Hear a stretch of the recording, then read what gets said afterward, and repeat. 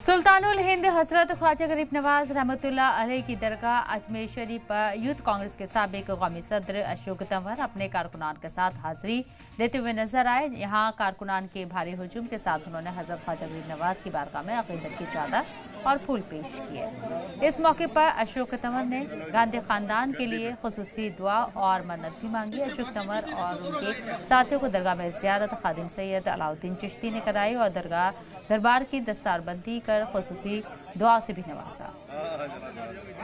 आज अजमेर में ख्वाजा साहब की दरगाह पर हम और हमारे सभी कांग्रेस के साथीगण, हमारे सभी भाई बंधु नेतागण यही दरखास्त करने आए हैं। पार्टी की तरफ से भी हमारे नेतृत्व सोनिया गांधी जी, खड़गे साहब, राहुल गांधी जी, प्रियंका जी, सबकी तरफ से कि इस पूरे मुल्क के ऊपर उनकी रहमत हो, सब लोग प्यार, प्रेम, अमन, चैन, शांति के साथ रहें।